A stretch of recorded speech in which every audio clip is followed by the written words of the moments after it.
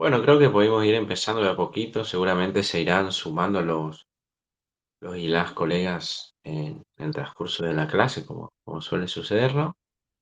Y bueno, venos aquí ya en el cuarto módulo, más allá de la mitad del recorrido, eh, en donde vamos a seguir trabajando un poco sobre esta apuesta, ¿no? Esta propuesta formativa que pensamos en poder brindar con el Instituto Multiversidad Popular, em, en donde el módulo uno, 2 y el último, el 3 que fue una clase presencial, cerró la semana antepasada con la clase de Miguel en Jardín América. Nos brindaron, bueno, algunas cuestiones interesantes para cambiar el foco, podemos decir, o repensar o remirar nuestras miradas sobre la educación, ¿no?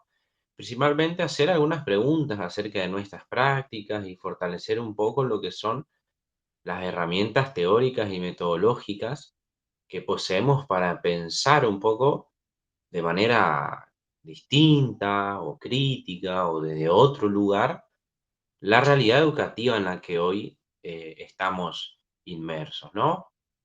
Y hasta aquí hemos transitado en los módulos anteriores un camino que comenzó con los fundamentos de lo que podría ser el pensamiento crítico latinoamericano, ¿no? Que lo trabajamos con el profesor Raúl, con Carlos Bauer, con Miguel, ¿no? Donde retomamos estos aportes de dos grandes pensadores, pedagogos, educadores, filósofos, historiadores y grandes etcétera, como han sido Paulo Freire y Enrique Dussel, ¿no? Que han sido referentes en lo que es la pedagogía, podemos decir, crítica de nuestro continente, y en donde ya en las últimas instancias, todo ese bagaje teórico que nos brindaban Dussel y Freire, nosotros lo pensamos más desde un poco la práctica con Miguel, ¿no? En el módulo 3 que Miguel, lo que nos trajo desde UNILA también, fue lo que es la metodología, ¿no? Un poco de la educación popular y la metodología freiriana. Y algunas herramientas también de investigación, podemos decir, social. Entonces, ese es más o menos el recorrido que hemos hecho hasta ahora, ¿no? De definir y pensar qué es la educación crítica, popular, latinoamericana, de teorizarla, de tomar algunos referentes, hasta profundizar en algunas metodologías, ¿no? Y en este cuarto módulo, lo que pretende poner a disposición el módulo 4 es reflexionar sobre algunos aspectos que atraviesan profundamente las pedagogías críticas y principalmente las vinculadas a nuestra América, ¿no? Que tiene que ver un poco con el título, la denominación del módulo, que es Diálogo de Saberes y las prácticas de educación y comunicación popular en los contextos educativos, culturales y ambientales de América Latina. Entonces, este módulo propone un enfoque muy interesante y también adquiere una relevancia muy grande teniendo en cuenta el tiempo, la coyuntura histórica que hoy estamos atravesando como argentinos, como misioneros, como latinoamericanos, ¿no? Un contexto que está atravesado por un montón de transformaciones sociales, culturales, tecnológicas y ambientales que están desafiando permanentemente nuestra práctica educativa y las formas que tenemos de enseñar, de aprender, de investigar y por supuesto de construir y de convivir en comunidad. Entonces, la perspectiva que nuestro querido Pablo, que está aquí con nosotros, que ahora lo presentaré, y el profesor, el doctor Carlos Linares también, van a trabajar con nosotros en este módulo una línea central que es esta invitación a reconocer que el conocimiento no solamente es producido, ¿no? Exclusivamente en las instituciones académicas y educativas y de manera, podemos decir, individual, sino por el contrario, uno de los grandes aportes que nosotros venimos viendo y de la educación popular latinoamericana y de la educación crítica, consiste precisamente en que los pueblos, las comunidades, los territorios y las distintas organizaciones de la comunidad y de una sociedad, así como experiencias colectivas, son también espacios legítimos donde se producen conocimientos, ¿no? Entonces, este eje central del diálogo de saberes representa mucho más que una, podemos decir, metodología educativa, sino que tiene que ver con una posición y una opción ética y también política en reconocer diversas experiencias, culturas y memorias, distintas formas también de comprender el mundo para poder pensar en construir y promover relaciones que sean más democráticas, ¿no? Entre quienes enseñan, quienes aprenden y quienes construyen de manera colectiva el conocimiento, ¿sí? Así que seguramente nos reencontraremos en este módulo con múltiples ecos o resonancias que hemos visto ya anteriormente del pensamiento de Freire y de Dussel, ya que ambos, ¿no? El eje central que comparten ambos pedagogos es que la educación solo puede ser verdaderamente liberadora cuando se reconoce al otro como un sujeto de conocimiento, ¿sí? Y cuando se construye desde el diálogo, ¿sí? Y también se compromete esa comprensión y reconocimiento del otro tiene que ver con un compromiso hacia la transformación de la situación o las realidades, ¿no? Que hoy están atravesadas por grandes injusticias y por la exclusión que atraviesan grandes pueblos y comunidades en el mundo, ¿no? Entonces, esperamos que este módulo sea también una oportunidad para seguir fortaleciendo esta mirada y este camino crítico, situado, territorial y comprometido, que es lo que pretende ofrecer la diplomatura. ¿Sí? Bueno, para iniciar este cuarto módulo, entonces, tenemos el agrado de contar con la participación de el licenciado Jorge Pablo González, un profesional con una amplia trayectoria en el campo del trabajo social, la educación popular y el desarrollo comunitario. Es licenciado en trabajo social con estudios de posgrado en antropología social y sociología rural, lo que le ha permitido desarrollar una mirada interdisciplinaria sobre distintos procesos educativos, sociales y territoriales. Desde hace más de 25 años es docente de la Universidad Nacional de Misiones y también desde hace 18 años aproximadamente integra el cuerpo docente del Instituto Superior Multiversidad Popular, ¿no?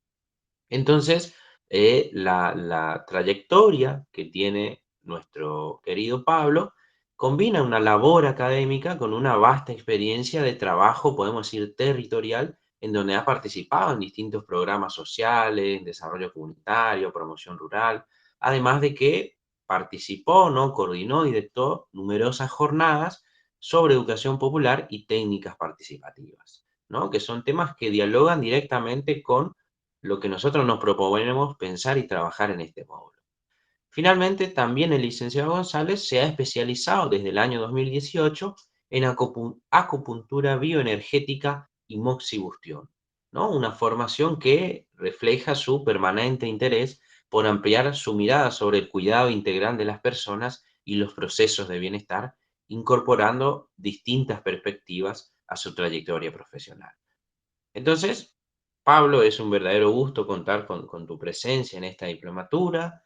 Te agradecemos por acompañarnos y por compartir con nosotros todas tus experiencias y tus conocimientos. Te damos la bienvenida y un saludo y te cedemos la palabra para el inicio de la clase. Bueno, muchas gracias, Genaro. Gracias a todos los presentes también por estar. Como le dijo Jorge Pablo González es mi nombre, pero la mayoría me llama Pablo González. O sea, simplemente Pablo. No, no hace falta más que eso.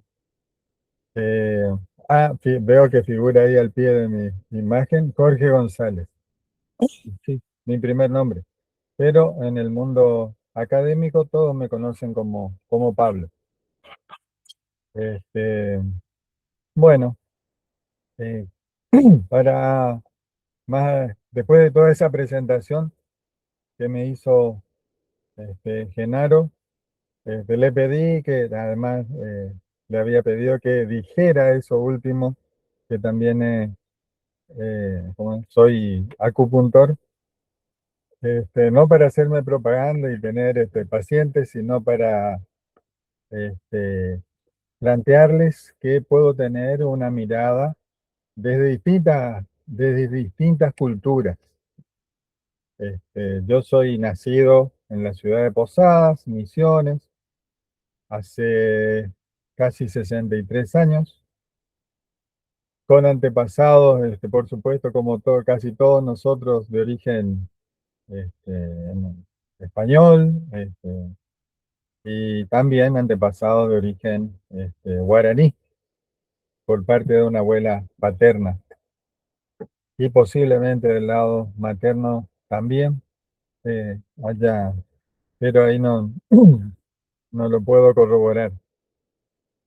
Pero no sé, quizá eso tenga que ver, quizá eso no tenga nada que ver con una posición que he tenido siempre, de una facilidad para ponerme en lugar del otro y para ponerme en lugar de otras culturas. La cultura oriental, la cultura china, piensa de una manera muy distinta. Todo Asia piensa de una manera muy distinta a la nuestra. Para ellos, la realidad es ilusión, eh, no es todo lo concreto para el oriental es, es ficción, es algo que está en nuestra imaginación y que son mucho más reales o por lo menos iguales los sueños que la realidad material. Esa es una pequeña introducción que seguramente tendrá que ver en las cosas que yo, en mi visión del mundo, en mi visión de la comunicación y mi comprensión de la educación popular eh, como una herramienta fundamental para generar un verdadero cambio en las personas, en las comunidades y en la humanidad toda. Habíamos, yo le había enviado a Genaro, y me dijo que les envió a ustedes también, un video de una entrevista a Enrique Dussel. Vamos a empezar por ahí. Este, que les di algunas preguntitas, algunas consignas que me gustaría que me comenten. O sea, no, esto no. Quiero eh, cerré rápido eso, que son todas mis claves secretas. Y voy a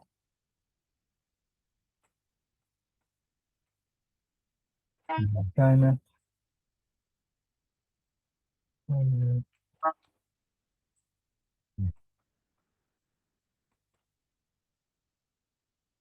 Acá están las preguntas que yo le había enviado en relación al video para que las tengan presentes. Y me gustaría que todos, en este momento, que todos estén con el micrófono abierto, por lo menos el que no tenga perros atrás o no tenga un motor justamente prendido en su habitación, este, para que puedan aportar respecto a lo que les dijo. ¿Qué aportes a su comprensión del mundo le ofreció esa entrevista a Dussel, a Enrique Dussel?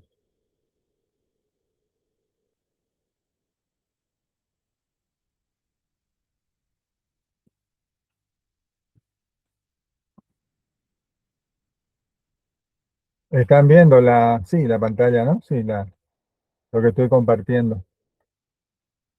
Sí, sí, se ve, Pablo.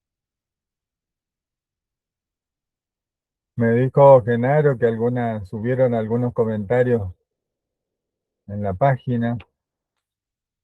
Sí, yo voy a ver, mientras tanto, si alguien quiere por ahí tomar la palabra y comentar, si miró el video y que por ahí si no quiere responder a la pregunta así tan puntualmente, puede hacer algún comentario también, ¿no, Pablo? Sí, pueden Y hacer un comentario general. sí, Pero me gustaría que si pudieran responder alguno de los 12 más o menos, 13 que están presentes. Ah, ya son Y 15 sumar. además de nosotros. Sí, yo mientras tanto también voy a ver si puedo acá leer algunos de los comentarios que hicieron algunos colegas en las preguntas, así eso también nos va dando un poco de una Sí, apertura al diálogo, ¿sí? sí, Pero la sí. idea sería también Bien, poder bien. escuchar. Buena idea.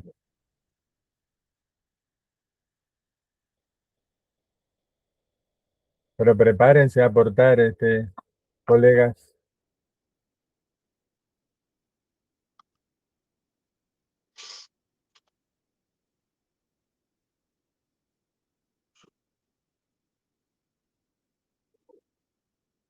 Clase teórica que va a venir después de este diálogo, que espero que sea un diálogo.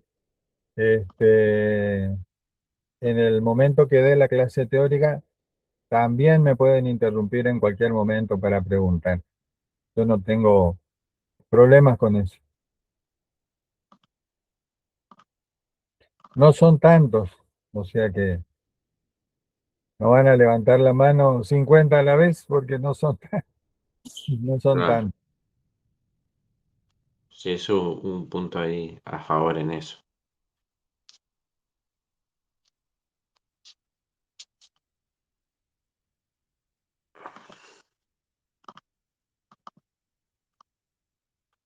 O alguien del público presente está, quiere comentar el video, contar el video, eh, la entrevista.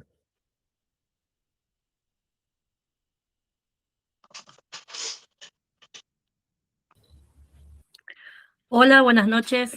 Buenas noches, ¿qué Ah, tal, Miriam? Miriam, sí. La verdad que no recuerdo muy bien qué había escrito en el foro, pero por ahí sí, Genaro, si tiene ahí y me puede ir Pero ayudando podés con lo que pensar otra escribí. cosa ahora. Sí, sí, recuerdo el video y, bueno, el video de Enrique Dussel y la verdad que qué aportes, ¿no? Dice, había ofrecido a mi comprensión del mundo y bueno, yo creo que escribí que me había dado vuelta, ¿no?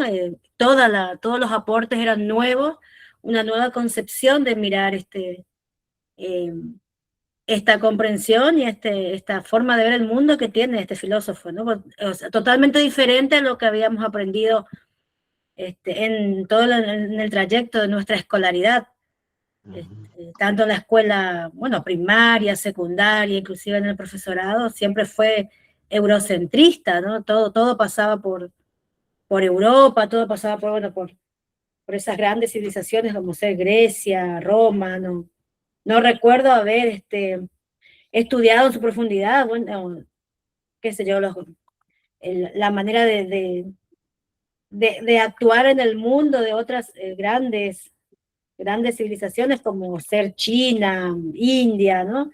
Bueno, la verdad que totalmente nuevo, ¿no? Nuevo en el sentido de que patas para arriba todos los conceptos que uno trae desde chico, desde toda la escuela. Y muy interesante, en realidad muy contenta, digamos, con poner en el centro nuestras culturas, nuestras formas de ver el mundo, nuestros pueblos originarios, las cosmovisiones ¿no? de nuestros pueblos originarios. Entonces, la verdad que esa entrevista es movilizante en realidad, ¿no? Muy movilizante para todo lo aprendido. Y eso está bueno porque salimos de esas estructuras que tenemos tan arraigadas, esas concepciones, esas teorías tan dadas por verdades absolutas, y bueno, está bueno ver otras, ¿no? Otras miradas, sobre todo otras miradas del mundo, ¿no? De la historia del mundo. Bien, muchas gracias, Miriam. Si querés puedes seguir hablando, pero también puede hablar cualquier otro que quiera seguir aportando. ¿Qué aportes a la comprensión del mundo le ofreció la entrevista a Dussel?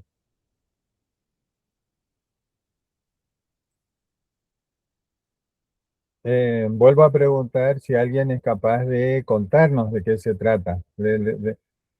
Miriam no, en este momento, que ya aportó bastante,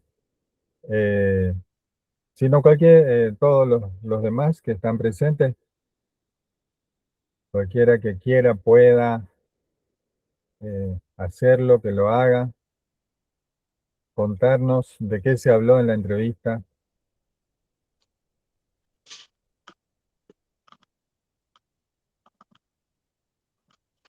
¿Querés que dé algún comentario, Pablo, del aula virtual? Sí, sí, está bien, estaría bien. Ese es un aporte de alguno de ustedes. A ver, no sé si está la colega acá conectada. Es Rosa Valeria Mielnichuk. Parece que no está conectada.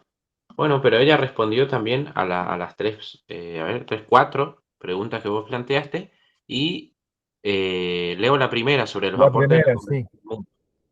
Bueno, allí la colega puso lo siguiente. Los aportes a la comprensión del mundo que ofrece es que nos obliga a descentrar nuestra mirada del mundo. Nos demuestra que la estructura con la que medimos el tiempo y el poder, entre paréntesis, el mapa mundial y la línea histórica, es una construcción ideológica, la falsedad del centro europeo, raíces científicas y filosofías ignoradas, y la resignificación de América. Creo que está bastante vinculado a lo que compartía ahí Miriam. Sí, sí. Quizá acá encontramos el tema, el concepto de ideológico, Claro. lo cual es un elemento nuevo que nos hace dar cuenta que no hay ciencia, tampoco, tampoco hay historia que no sea ideológica. Todas las ciencias son ideológicas.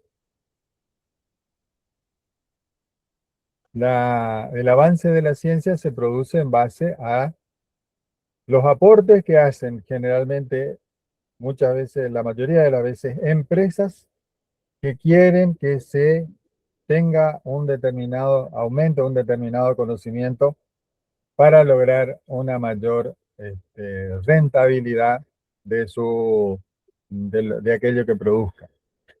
Entonces, hay una ideología que subyace ahí detrás.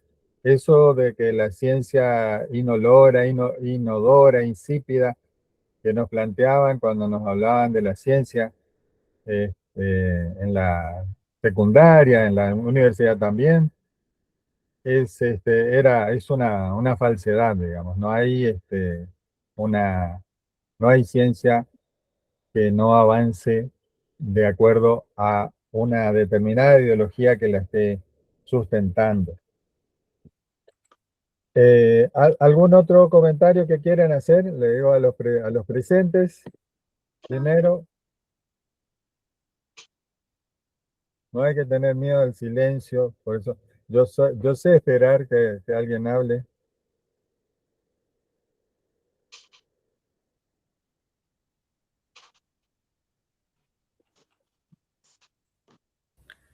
Bueno, otro punto que acá encontré en mis apuntes, yo había puesto que en primer lugar rompe con la narrativa eurocéntrica tradicional, descentraliza Europa de la historia mundial, revaloriza las civilizaciones de China, Egipto, India, y cuestiona la periodización clásica, la que aprendimos siempre, ¿no? Edad antigua, media, moderna.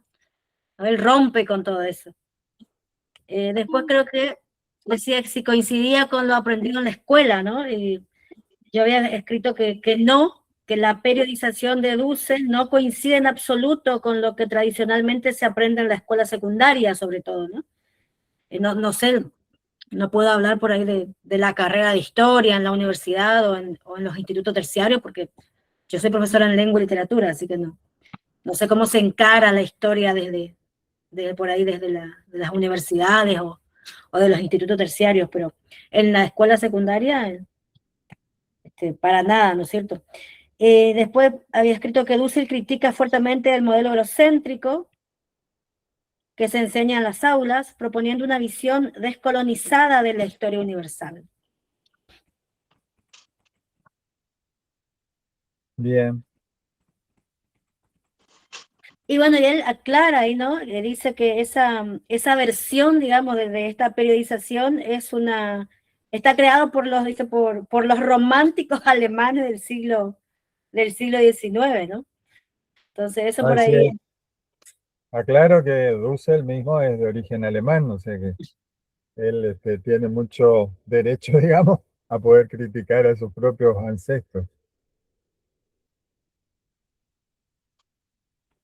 No es que está hablando a alguien de otro país que odia a los alemanes.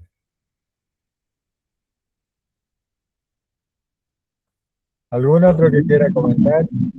Profesor, ¿cómo le va? Sí, sí, ¿qué tal, Blanca? ¿Cómo está? Disculpe, entré un poquito tarde a la clase, así que bueno, buenas tardes.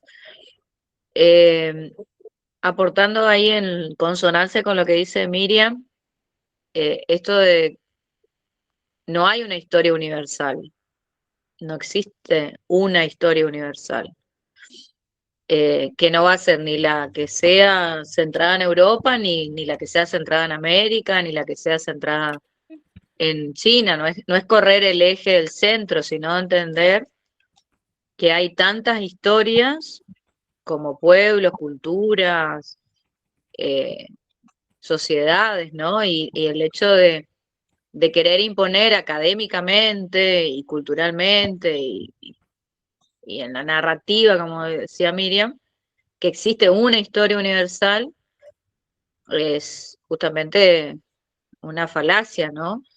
Si uno se posiciona desde una postura de la liberación o de la descolonización, lo que tiene que uno revalorizar es su propia cultura, su propia historia y cómo esa historia ha ido relacionándose con las otras historias, ¿no? Y en todo caso, si uno hace una periodización, una línea de tiempo que solemos usar mucho en la escuela, las líneas de tiempo, que sea una línea de tiempo significativa para esa sociedad y en todo caso es ese hecho en un contexto más amplio, pero que nunca va a ser una historia universal.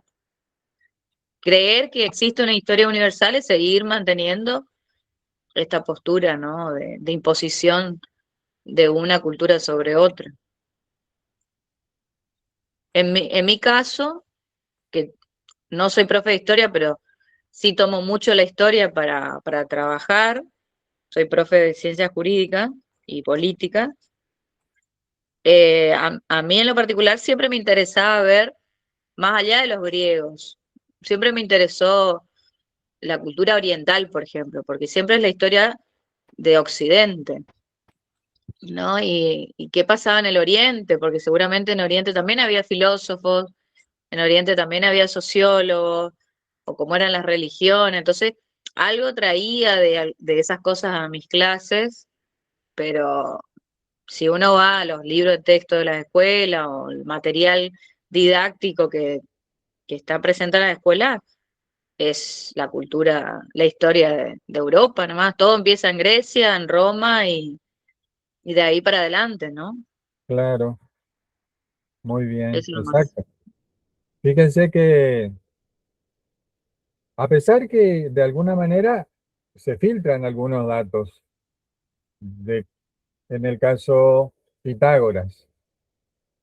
Pitágoras fue sacerdote de Osiris, o sea, fue a Egipto, estudió, se recibió, diríamos ahora, de sacerdote de Osiris, volvió a Grecia y empezó a enseñar matemáticas solo a los iniciados. Eh, Porque, bueno, consideraba que era un conocimiento que solo lo podían tener aquellos de un nivel de sacerdote, por así decir, actualmente. Y Platón también fue. No sé si antes o después de ser discípulo de Sócrates, pero también fue a Egipto, también se recibió de sacerdote de Osiris. ¿Por qué iban a Egipto? Porque Egipto era la cuna del conocimiento en esa época, en una determinada época. Antes de Egipto también pudieron haber otras civilizaciones muy importantes que ofrecieran la garantía del máximo conocimiento de una determinada época. Grecia aprendió de Egipto.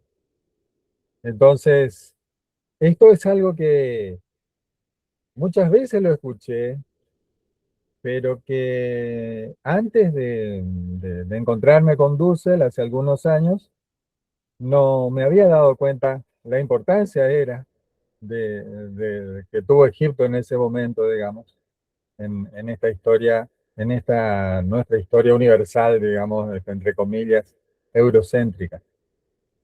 Entonces, algunos datos se han filtrado. Marco Polo es otro dato que es alguien que filtró otros datos también. Él, él trajo conocimiento, o sea, el papel moneda, cuando volvió Marco Polo y quería explicarle a los romanos que, cómo pagaban sus cuentas los chinos, no lo podía explicar, no sabía cómo explicarlo y no se lo entendían porque pagaban con un papel, o sea, pagaban con papel moneda. Esto en 1200. En Europa todavía no existía el papel moneda. Se inventaría mucho tiempo después. La, la imprenta de Gutenberg, supuestamente inventada hacia el 1400, este, y sin embargo, 1000 años antes, los chinos ya habían inventado una imprenta. Marco Polo trajo escritos, textos, impresos por imprentas chinas, que lo único que tuvo que hacer Gutenberg en algún momento es leerlos, verlos y copiarlos, digamos. No estoy seguro que haya hecho eso, quizá lo inventó por sí mismo, sin inspirarse en textos chinos.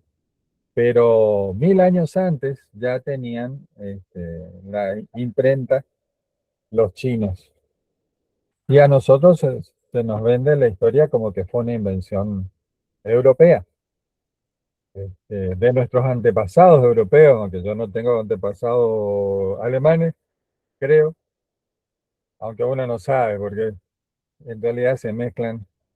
Hay un estudio de ADN hecho en Estados Unidos que es impresionante cómo tienen sangre hasta africana, digamos, las personas más rubias que hay en Estados Unidos. O sea, la, esto de, esto de resaltar una raza y supuestamente no mezclarse con otras es una propuesta ideológica que no se cumplió. No, generalmente las uniones entre personas de distintas razas permitan usar ese término. Desde la antropología sabemos ahora que ya no hay más razas, somos todos una sola raza.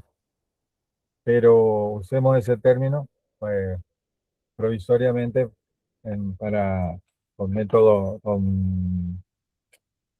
para que sirva didácticamente.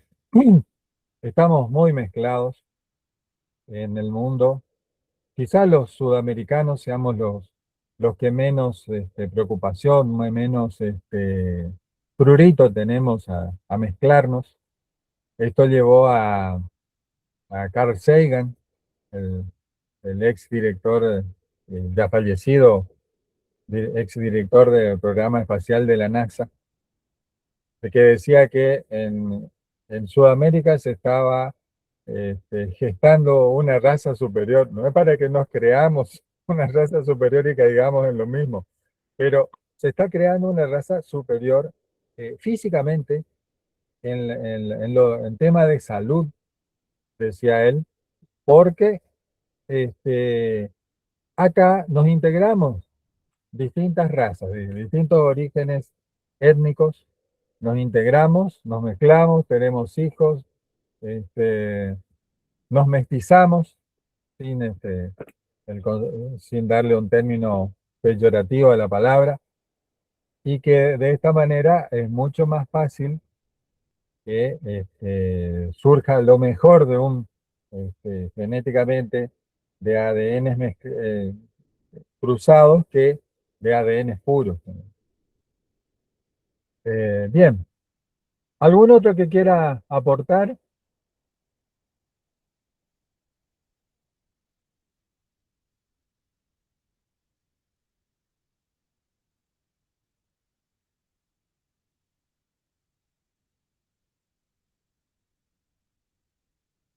Que hablen sin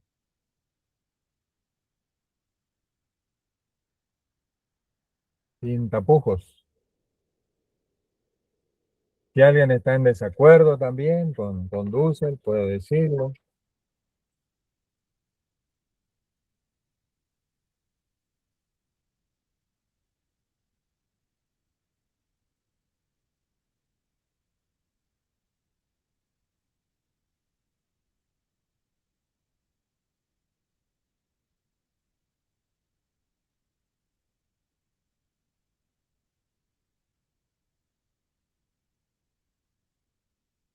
No se oye, padre.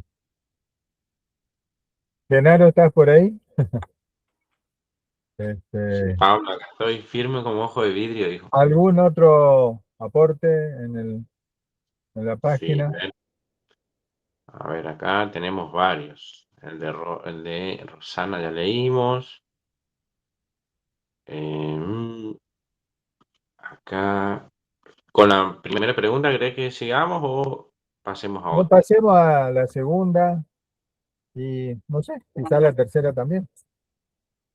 A ver, bueno, en la segunda, la colega Mayra Rosana Konopka escribió lo siguiente. En gran medida, no coincide con lo que aprendí en la escuela secundaria, donde la historia y la filosofía se presentaban principalmente desde una perspectiva europea, otorgando poco espacio a los pensadores y procesos históricos latinoamericanos. Como ejemplo de este punto, recuerdo que siempre se trabaja sobre la conquista de América y la importancia, pero no se menciona lo que ocurrió con los pueblos americanos y qué consecuencias tuvo dicho suceso sobre nuestra historia e identidad. En el nivel superior comencé a conocer autores como Paulo Freire y Enrique Dussel, lo que me permitió ampliar esa mirada y comprender la importancia de pensar la realidad desde nuestro propio contexto.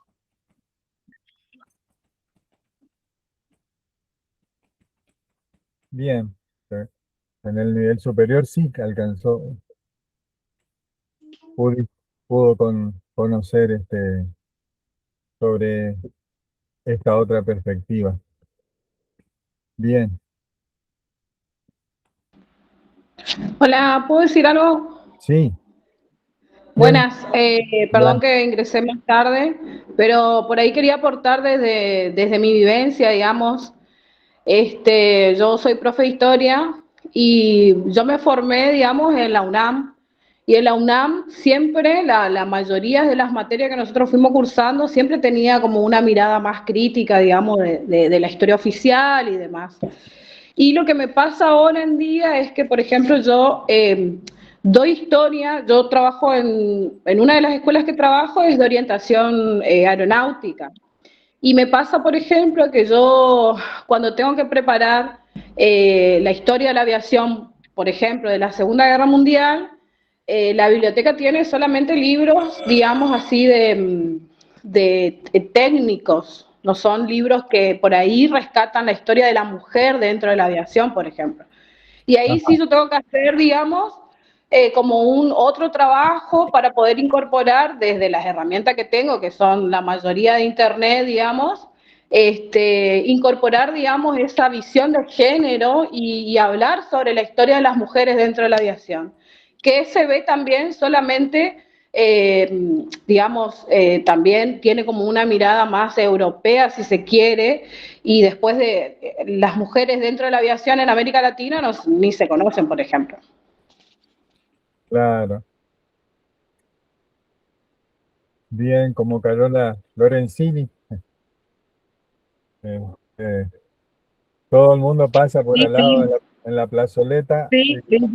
y ni se preguntan, generalmente la mayoría de la población, qué significa eh, Sí, esa estatua ahí. claro. Mis alumnos, por ejemplo, se sorprenden cuando yo le hablo de las as de las aviadoras, digamos, que, digamos, la mayor, o sea, todas, digamos, fueron las rusas, pero ellos se quedan impactados porque no tienen ni idea, piensan que la mujer no tuvo un papel importante en la aviación, digamos. Bien.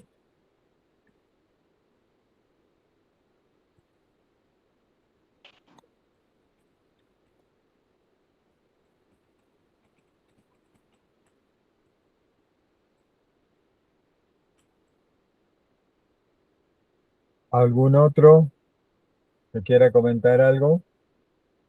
Ahí hay un aporte en el chat Sí. de la colega con respecto a la que leímos la respuesta que dice: buenas tardes, soy Conopca, no tengo acceso al micrófono. Ese punto lo escribí pensando que en la escuela secundaria tuve clases donde solo se tenía en cuenta los acontecimientos de conquista y demás, pero nunca aprendimos qué fue lo de esos pueblos, la resistencia de los mismos y cómo eso cambió el curso de la historia, marginando hasta el día de hoy a los pueblos indígenas.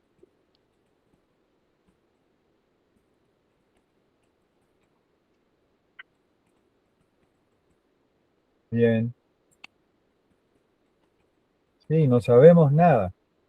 Se destruyó todo, por ejemplo, se intentó destruir todo lo que pareciera escritura en América, para que no queden rastros, para que no queden rastros de la cultura, porque la escritura es importantísima para la transmisión intergeneracional. Si no aparece, si borran, eliminan nuestra escritura, borran nuestra memoria colectiva. Eh, Hoy día están en las computadoras, están en el mundo informático, pero en realidad el mundo informático es mucho más lábil, digamos, más menos posible que sobreviva a una hecatombe.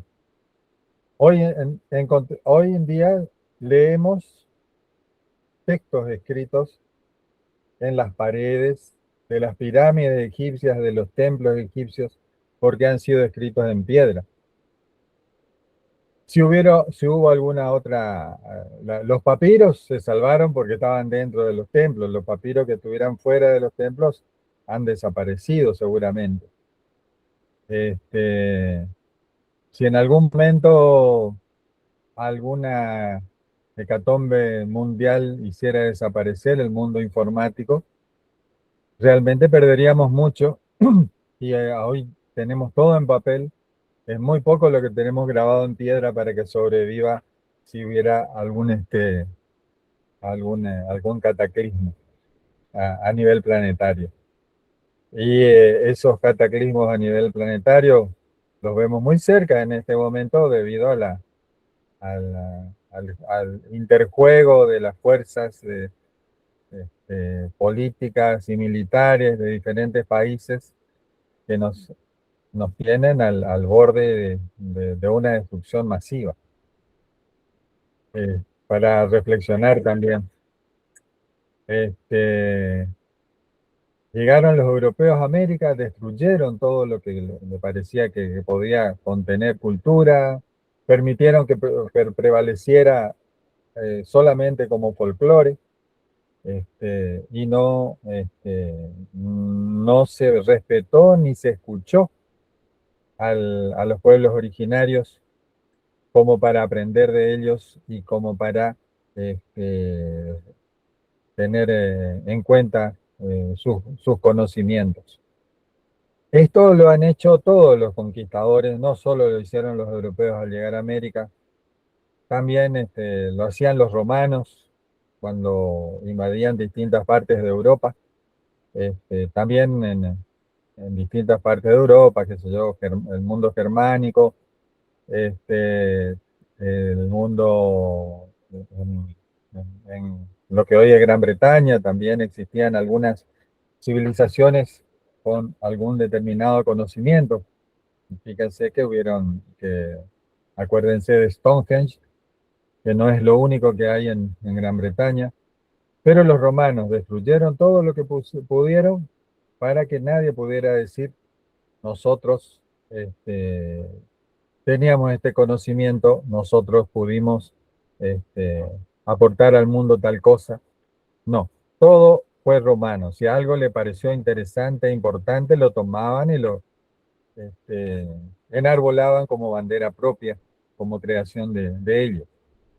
Así han hecho todos los pueblos conquistadores. Destruir y decir que aquellos a los que invadimos en realidad eran unos ignorantes y no tenían nada que darnos, nos fuimos a salvarlos. Todavía hoy se mantiene esa expresión. Fíjese lo importante es de mantener el poder en la comunicación. Esos pueblos invadidos no pudieron mantener el poder de su comunicación y quedaron sojuzgados y con la voz más amordazados en las posibilidades de contar su propia historia. ¿Alguna otra, Genaro? Sí, tenemos el aporte de otra colega acá, Florencia Sí, que sea ya del tercero y del cuarto incluso. Bueno, ¿querés que pasemos al cuarto entonces? Sí, de las dos cosas puede ser. Si contestó el tercero y cuarto, lee las dos. Bueno, vamos con la tercera entonces. Con respecto a cuál es la razón de esa coincidencia o discordancia, la colega respondió: la diferencia responde a que los programas educativos fueron construidos durante mucho tiempo bajo modelos historiográficos y filosóficos de origen europeo. Recién en las últimas décadas se incorporaron con mayor fuerza los estudios decoloniales y la filosofía latinoamericana, que propone revisar los relatos tradicionales e incluir las voces históricamente excluidas. Dussel sostiene que no se trata de negar el pensamiento europeo, sino de establecer un diálogo en condiciones de igualdad con otras tradiciones intelectuales. Me parece Bien, bastante interesante el aporte ahí porque aparece esta palabra de diálogo, que es justamente donde está el título del módulo, ¿no? Diálogo de saberes. exactamente. Muy bien. Vamos con la última, entonces ahora te leo lo que puso en la cuarta. Sí, sí, sí. Bueno, leemos a ver, ¿en qué No, sentiste al espera. escuchar? No, espera. Paremos un ratito acá y si hay otro que quiera agregar algo con el micrófono sobre la tercera pregunta, puede hablar. Esto hay, bueno, un autor, no sé si ya lo han visto, de Sousa Santos, Boaventura de Sousa Santos. Él hace una metáfora. Él nos plantea una metáfora que me parece muy importante, muy interesante, más desde el punto de vista que nosotros somos agroecologistas, me refiero a nosotros lo del Instituto Superior Multiversidad Popular, somos ecologistas, agroecologistas, urbanoecologistas, y Boaventura de Sousa Santos, él nos propone una ecología de conocimientos.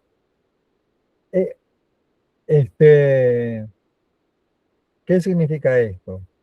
En agroecología se sabe que son malos los monocultivos, son terriblemente malos. Plantar solo lechugas en una hectárea o en 20 hectáreas es un llamado a las plagas. El ser humano inventó las plagas. Antes que viniera el ser humano no existían las plagas. El ser humano creó las plagas al hacer grandes extensiones de un solo cultivo. De esa manera, infinidad de bichos que comen esa planta vienen, atacan, sienten de lejos, a kilómetros, el olor de la comida preferida de ellos y se vienen. Entonces, en cambio en la selva nunca pasa eso, porque en la selva o en cualquier ecosistema natural, aunque sea en la planicie, nunca pasa eso, porque las especies vegetales están mezcladas, están integradas, coevolucionan. Toda, la misma lechuga alguna vez coevolucionó con otros vegetales que tenía a su lado y eran su protección. Y la misma lechuga le aportaba protección a esos otros vegetales. Pero al aislarla, dejarla sola, hacer infinidad de hectáreas con un solo vegetal, es un llamado a, a las plagas, es una creación de debilidad, de enfermedades en esas propias lechugas, porque pronto acaban con los nutrientes que necesitan del suelo. Y por lo tanto, después hace falta toneladas de insumos, de abonos, toneladas de agrotóxicos para evitar que los bichos se las coman, etcétera, etcétera. Y por eso de Sousa Santos hace esta comparación. Lo mismo sucede con el conocimiento. Siempre va a ser desequilibrante y perjudicial que un solo conocimiento se imponga al de todas las otras culturas del planeta.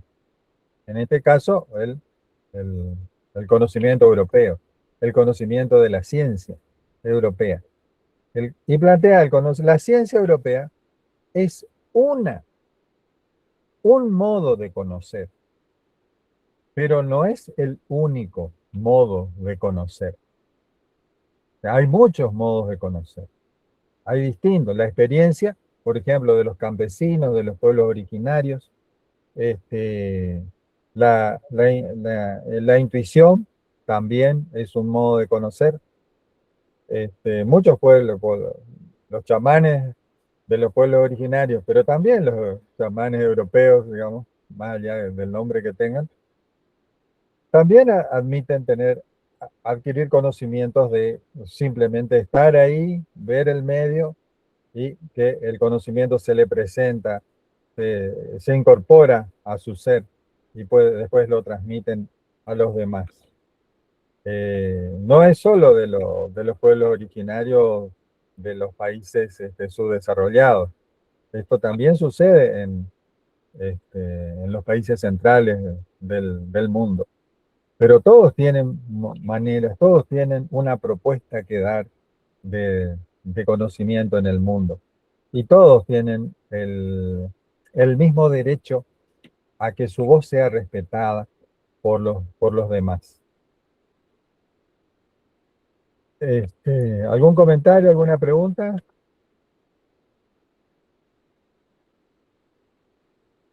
Ahora lo hago rápido yo, no voy a hacer tanto silencio. Le pido a Genaro que vea alguna respuesta a la última pregunta. A todos les pregunto, no, en este momento no. Les pregunto a todos, traten de contarme qué sintieron al ver el video. ¿Qué sintieron, no qué pensaron?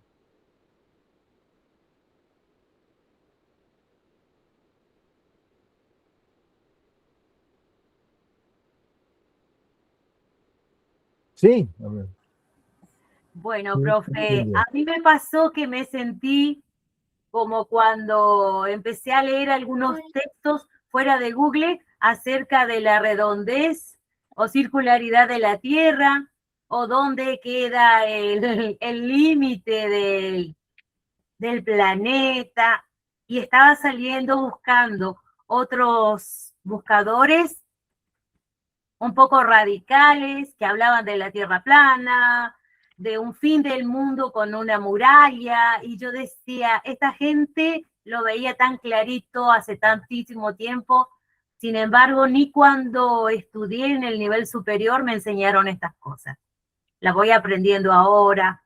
Lamento que se llegue tan tarde a mi vida, pero agradezco que llegue. Sí, por supuesto. ¿Cierto? Entonces, ¿cómo me siento? Me siento aún más curiosa, más interesada, me siento feliz de poder compartir esto que estoy aprendiendo a casi 60 años de edad y comentándoles a mis estudiantes. Entonces, pasar de un dato que nunca tuve y se los paso a ellos, y a veces les comento cómo me hubiera gustado haber leído sobre esto cuando tenía la edad de ustedes. Así es como me siento, profe. Bueno, muy bien, me alegro mucho. Como profe de lengua tenemos que leer muchas cosas, y los anteojos que hay que ponerse para acercar la literatura, analizar la literatura desde distintos puntos de vista más allá de quien escribe, sino posicionándonos desde quien lee la historia, cómo la recibimos y cómo la vinculamos con nuestra vida, nuestro territorio, nuestras propias experiencias, nuestras familias. Así que me siento feliz por aprender. Gracias. Bueno, nos alegra mucho generar felicidad en el proceso de enseñanza-aprendizaje, en el enseñaje, según Paulo Freire. ¿Algún otro que quiera contar qué sintió al ver el video?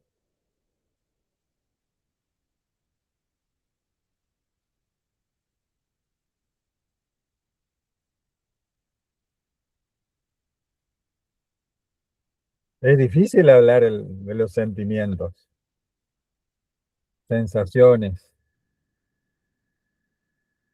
La educación formal europeizante, europea y europeizante, no nos enseñó a tener en cuenta nuestros sentimientos. Por eso le aplaudo a Silvia Ocampo, pero si algún otro puede rescatar sus sentimientos al observar el video.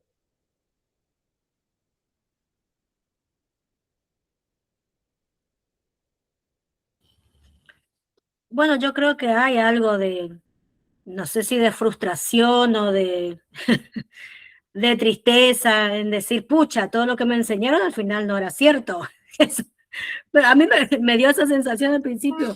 Había otra posibilidad, había otros conocimientos que no me llegó, como dice la colega, ¿no? En su momento, en la escuela, en la primaria, en la secundaria, en esos tiempos. Entonces yo creo que queda un poquito ahí algo de, no sé si de tristeza o de frustración o de, ¿qué pasó acá? Que solamente una visión del mundo tenemos, una sola que viene en los manuales, una sola que viene en los libros, ¿no? Y bueno, y lo bueno es que sí, no importa la edad y no importa el tiempo, uno va descubriendo otros autores que seguramente hace muchísimo tiempo que están, pero que llegan a nuestras vidas en determinado momento. Y lo que rescato es poder enseñar esto, ¿no? En ese rol de educador que tenemos, de educadora que tenemos, de poder decir, no es solamente esto, sino que hay un abanico de conocimientos bueno, que los chicos puedan tener acceso hoy día, no solamente a un solo libro, a un solo manual de historia, a una sola versión del tiempo, de la vida, de la historia, sino que hay otras posibilidades, hay otros conocimientos, hay otras investigaciones, hay Claro. otros puntos de vista, ¿no? Así que, bueno, fueron una mezcla de, muy interesante, como digo, es muy interesante la visión de Enrique Dussel y cómo lo transmite, ¿no? Cómo dio su clase ahí en Colombia, creo que fue. Así que... Sí, busquen videos de él en internet, hay muchos. Ese es el más cortito que encontré. Generalmente habla 2 horas y media o 3 horas y media, como como si fuera 20 minutos. ¿Algún otro que quiera hablar de qué sintieron? ¿Uno más?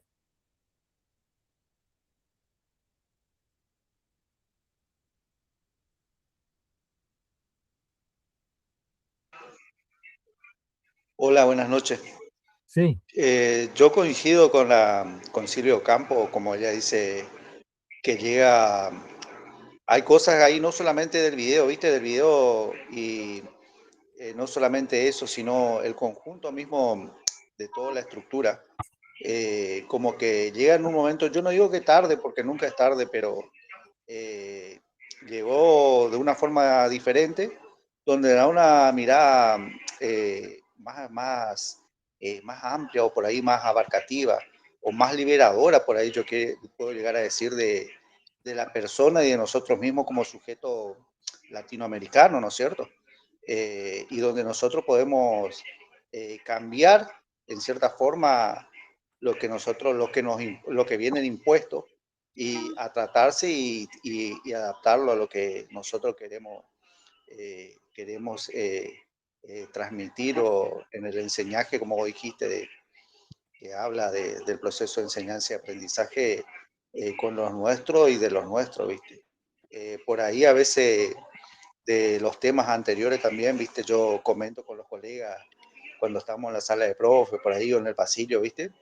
Y le comento, y hay cosas, por ejemplo, que ahí vi en el curso en este curso y en el otro anterior también, y que por ahí ellos son más especialistas que yo en el tema y ni siquiera tienen una pálida idea, porque evidentemente no es lo que le enseñaron, ¿viste? No es lo que aprendieron en su formación. Y entonces te da una sensación de bienestar y como el encontrarse sería, un reencuentro sería. Sería como un yo de nosotros sería, sí. Eso es mi sentimiento. bien.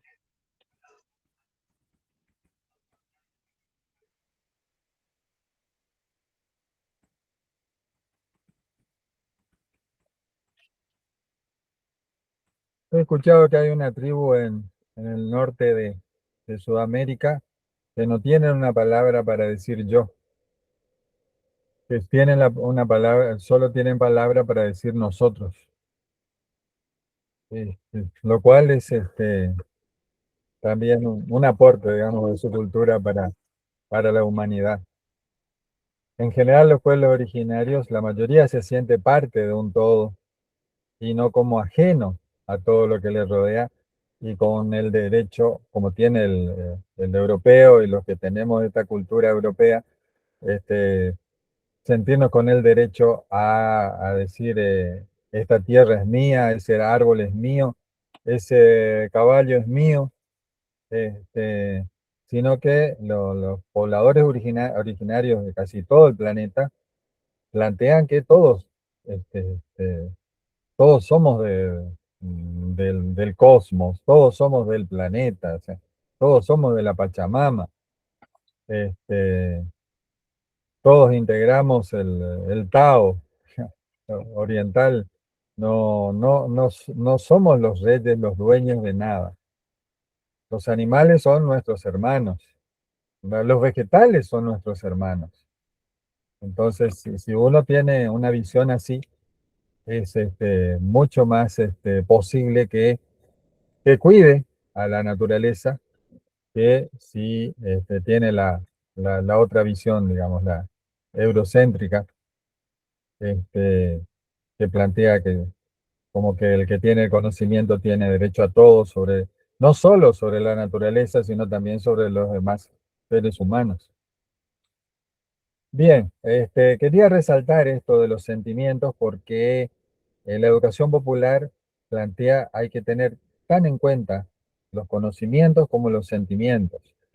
El mismo, ¿cómo es? Pichón Rivière, Enrique Pichón Rivière, este, este, pero me perdí. ¿De qué estaba hablando? ¿Y por qué iba? Y se me La fue. educación y los sentimientos y la Ah, empatía. los sentimientos, sí. el mismo Pichón Rivière plantea la necesidad de tener en cuenta eso, porque puede transformarse en un obstáculo en el aprendizaje.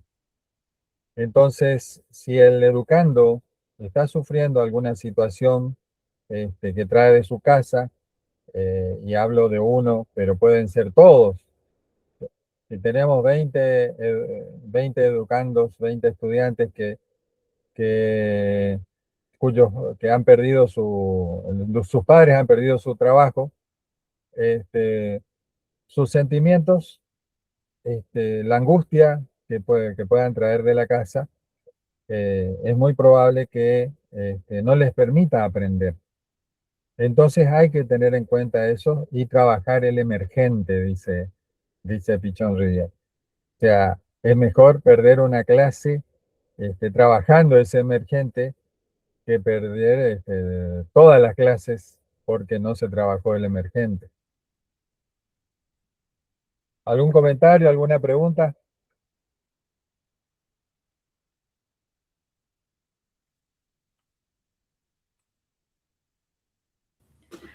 Por ahí me quedé con esto de cómo tenemos tendencia, ¿no? Los seres humanos a invisibilizar o a borrar historias, ¿no? Lo que está pasando actualmente con el pueblo de Palestina, lo que pasa en Irán, lo que pasa en el Medio Oriente, cuando usted hablaba de cómo se pierde todo material escrito, todo estuve leyendo todo lo que se perdió en este tiempo, en esos conflictos de libros, ¿no? De antiquísimos y de toda esa historia rica para la humanidad. Entonces, por ahí me quedé con eso que evidentemente es circular, ¿no? Esto de destruir y de ver quién prioriza cierta parte de la historia o toma ciertos conceptos o de qué pueblo lo toma, ¿no? Entonces, me quedé por ahí con eso y lo quería compartir.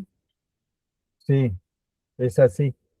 La destrucción de la Biblioteca de Alejandría significó por lo menos 1000 años de retraso en la evolución de la ciencia europea misma. Habían impresionante la cantidad de conceptos. Por ejemplo, esto lo que plantearon, no me acuerdo si eras vos o quién, no, creo que fue otra estudiante, eh, otra colega, que en la destrucción, la ciencia, cómo se perdió con estas destrucciones. El tema de la tierra plana. Eratóstenes midió la circunferencia de la Tierra 270 años antes de Cristo. O sea, 270 años antes de Cristo ya sabían los griegos y antes los egipcios que el planeta Tierra era geoide, o sea, era esférico. Y midió. Y tenía 40.000 kilómetros de diámetro la Tierra en esa época y tiene 40.000 kilómetros de diámetro la Tierra en este mismo momento. O sea, hace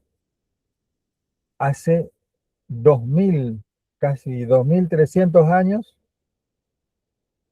que alguien había medido la circunferencia de la Tierra. No lo voy a explicar ahora cómo hizo. Algunos capaz que ya lo saben, pero fíjense, al quemar la Biblioteca de Alejandría, todo lo que se perdió. Y muchas otras cosas que no sabemos qué es lo que se perdió. Bueno, ¿algún otro comentario mientras yo voy tratando de compartir ya el tema de la clase teórica?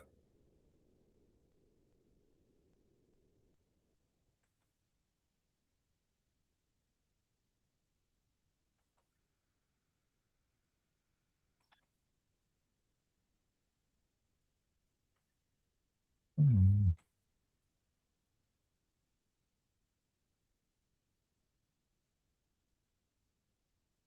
¿Ni un comentario más?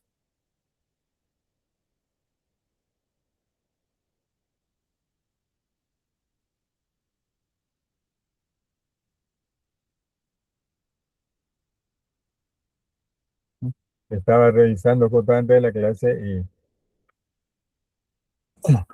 bueno, una pedagogía de la comunicación, según Kaplun.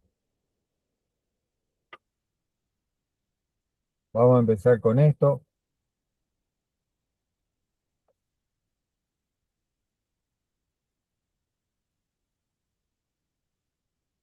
Detrás de todo tipo de comunicación hay una pedagogía. No, no es que esté fuera de la pedagogía algún tipo de comunicación. Por ejemplo, si el papá que se enoja con el hijo y le da una paliza, le reta y le da una paliza, tiene una pedagogía subyacente. El militar que sanciona o premia con un ascenso a un soldado es porque cumplió una orden o no cumplió, también tiene una pedagogía detrás. En toda relación hay algún tipo de pedagogía, en toda comunicación.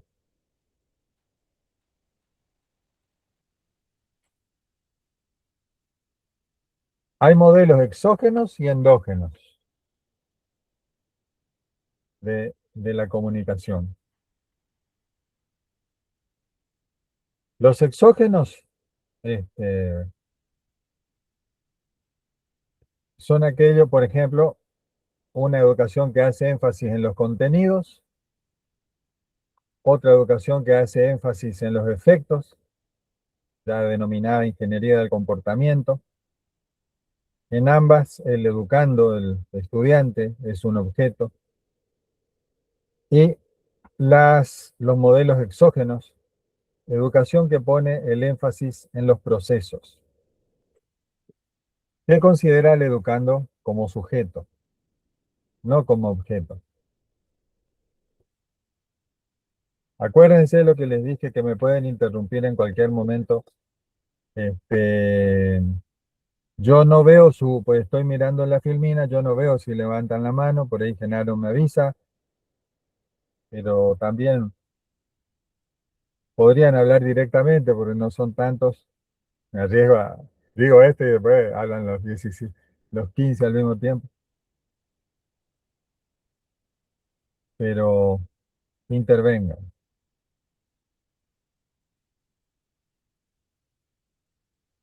Yo no muestro, están viendo ustedes, ¿no? Ven la pantalla. Sí, sí, Ah, profesor. bueno, bueno. No comparto pantalla completa porque quiero verlos un poquito acá al costado.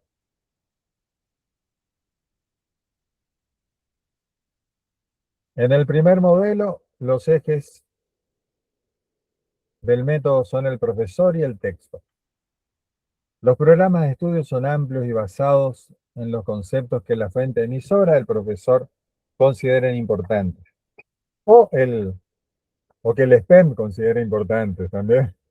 En realidad, más allá de la libertad de cátedra que tiene el docente, es una libertad limitada porque las reglamentaciones nos condicionan a armar un programa fijo, estable, rígido, que tiende a ser difícil de elastizar para dar temas que puedan ser más importantes en un determinado momento. Se da muy poca importancia al diálogo o a la participación. Se valora mucho el dato y muy poco el concepto. Se premia la retención memorística de los conceptos. Hay una sola verdad, la del profesor, la experiencia de vida y la experiencia de vida de los educandos no se tiene en cuenta, es desvalorizada. Este es el esquema clásico que han logrado imponernos en muchos textos donde se habla de comunicación. emisor, medio y receptor. O emisor, mensaje, que está en un medio, también faltaría ahí otra M, y para llegar al receptor. Sobre esto creo que todos saben, todos hemos tenido alguna clase, asistido a alguna clase donde se planteó así. El docente enseña a través de su palabra y le llega al receptor, el educando, y el educando deberá responder a esta enseñanza tal y cual se le enseñó. A esto Freire llamaba educación bancaria. Cuando vamos y depositamos dinero en el banco, después esperamos ir y depositar y retirar dinero de ese banco. Guardamos el dinero en el banco y vamos y lo retiramos. Lo mismo que depositamos. Es lo que espera un docente, lo que espera la educación basada en este modelo. Simplemente repetición de conceptos que se han depositado en ellos. Tengo mucha filmina, pero voy a ir rápido. Esta sería una más sincera,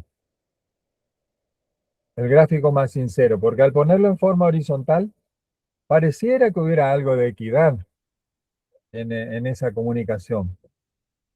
Entonces, para ser más sincero el esquema, no como Kaplun plantea este esquema. Emisor, medio, receptor, de arriba hacia abajo. Y al lado también da otro dibujo, como conocimientos vertidos de una cabeza en otra, como si fueran recipientes. Y de esa manera se considera que alguien aprendió porque tiene esos conocimientos en su cabeza.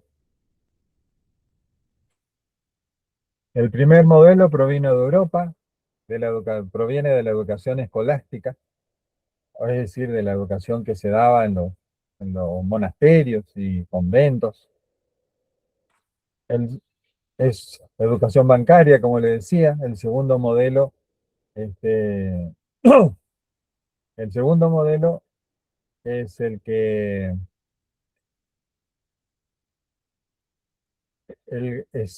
proviene de USA, pero le voy a recordar cuál era el segundo modelo. Fíjense.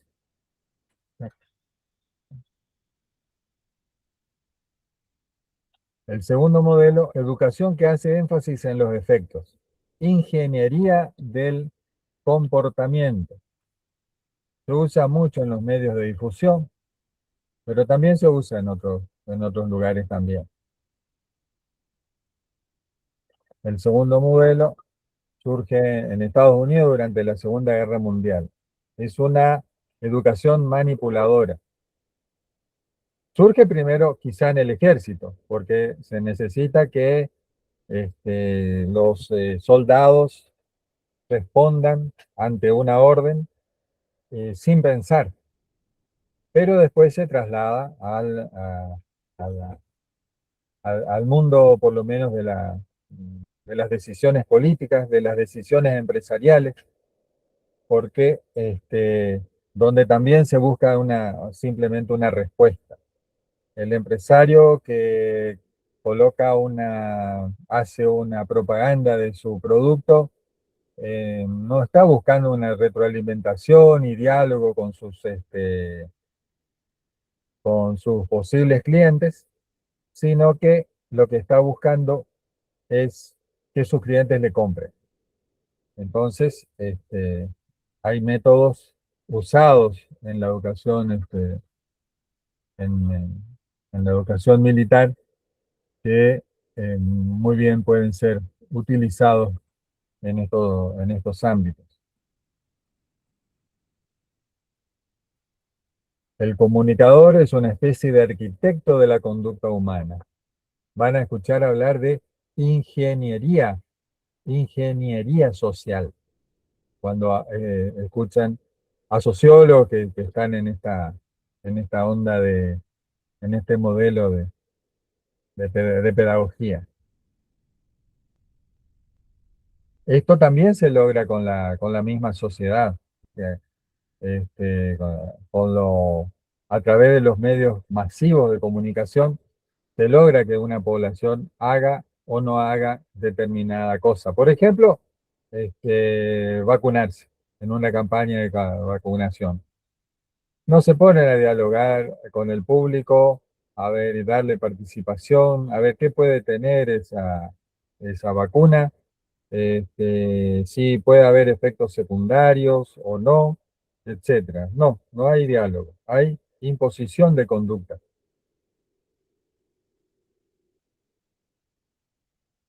El conductismo, plantea Kaplun, está detrás de este segundo modelo. Y yo me atrevo a decir que también detrás de este segundo modelo está la escuela reflexiológica, que no tiene nada que ver, o incluso se le suele llamar reflexiva también, pero no tiene nada que ver con la reflexión. Es la escuela de Pavlov, de psicología, donde lo que se generaban, hizo muchos experimentos con perros, hacer sonar una campana, después darle una comida, después hacer sonar campana, darle una comida, y en algún momento se hace sonar la campana, no se le da la comida, pero se pudo verificar que el perro igual saliva como si tuviera la comida cerca, porque asocia la campana esto a nivel inconsciente, esto a los seres humanos también nos hacen.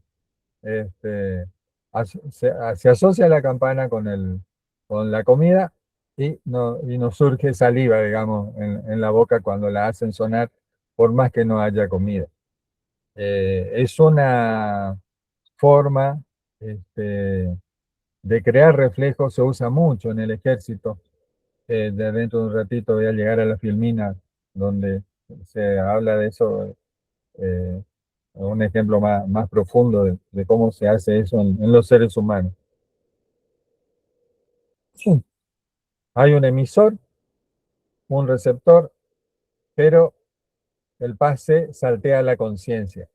O sea, la persona no es consciente, no se da cuenta de lo que está recibiendo. Simplemente actúa por reflejo.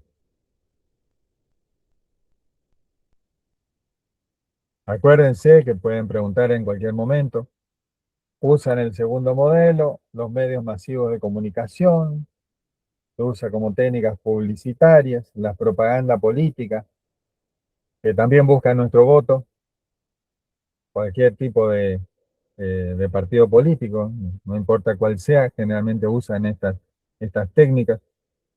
Y el ejército, que podría aparecer en primer lugar, porque ellos creo que lo utilizaron primero. Aquí aparece también la escuela reflexiológica, que él le mencionaba. Y este ejemplo lo digo yo, el orden cerrado. Por ventura, ¿alguien sabe qué es en el ejército o en el mundo militar orden cerrado?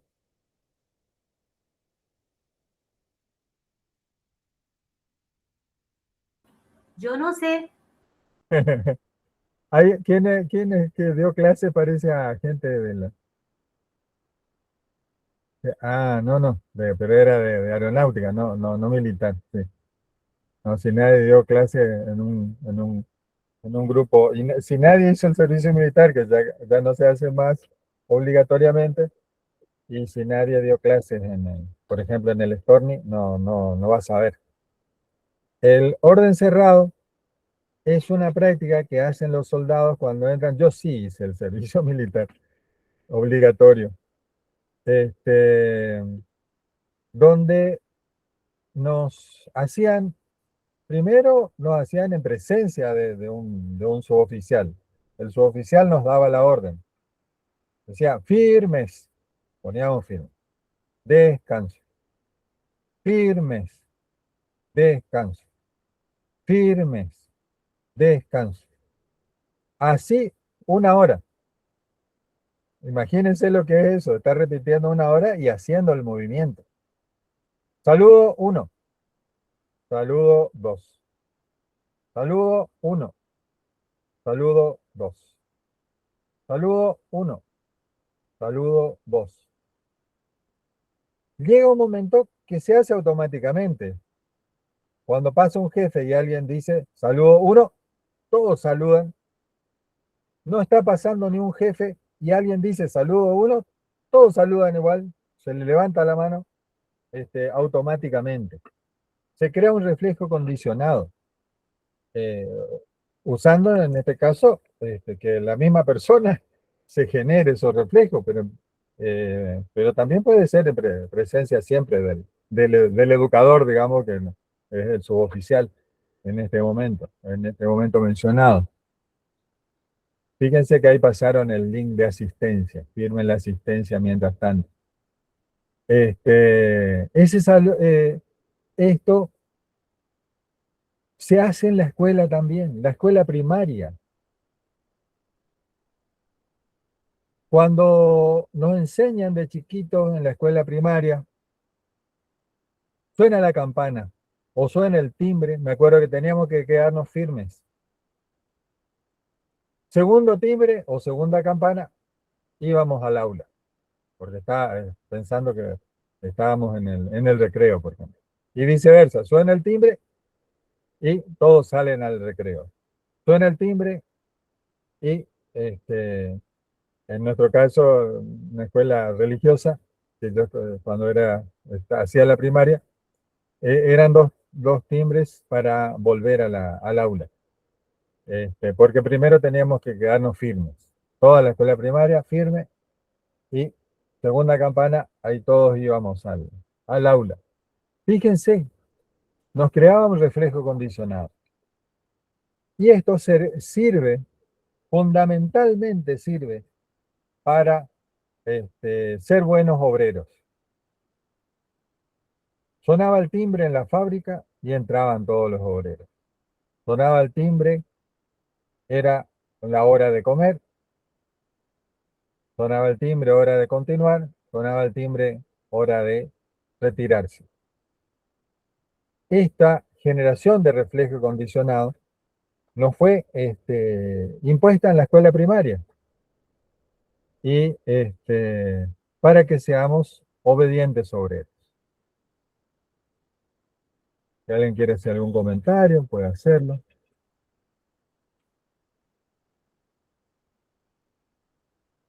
Lo sigo mientras. No, no era esto, era esta.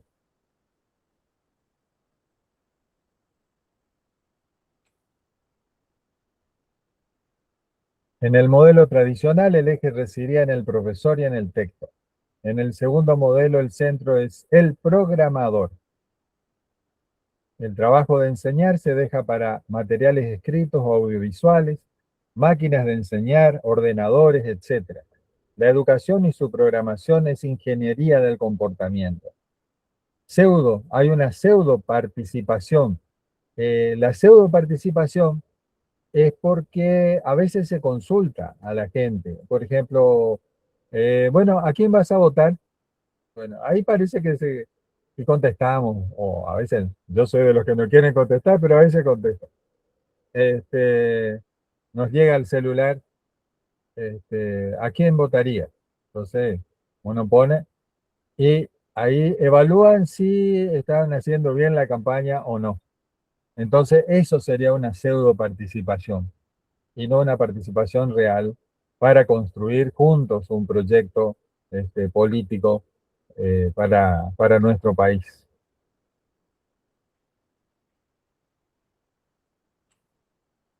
El educando se acostumbra a ser guiado por otros.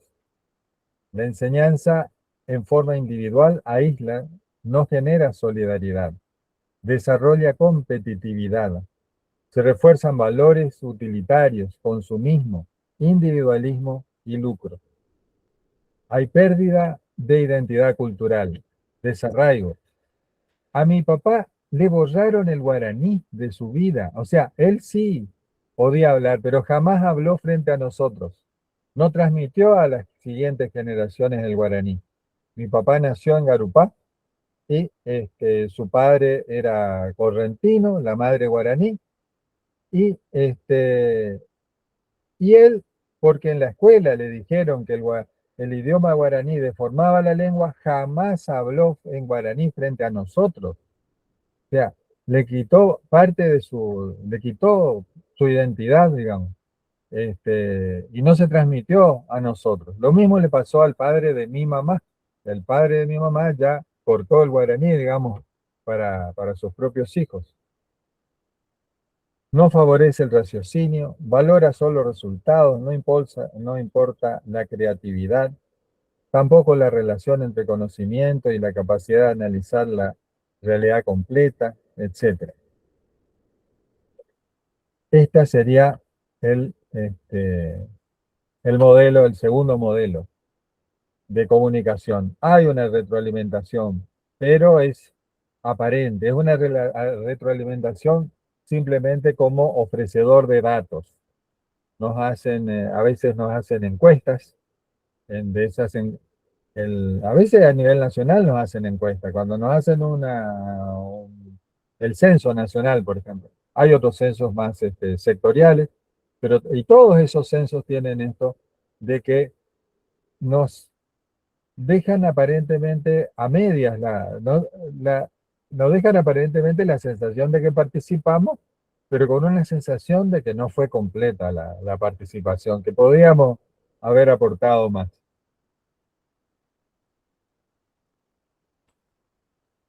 Si no se produjo la respuesta deseada ante el estímulo empleado, la comunicación ha sido fallida. O no hubo comunicación, según David Berlo, que es un exponente de ese segundo modelo. El concepto creado en el campo de la ingeniería fue creado en el campo de la ingeniería y aceptado por muchos teóricos. Acá habla de la campaña de comunicación. La respuesta es que las personas concurran a vacunarse.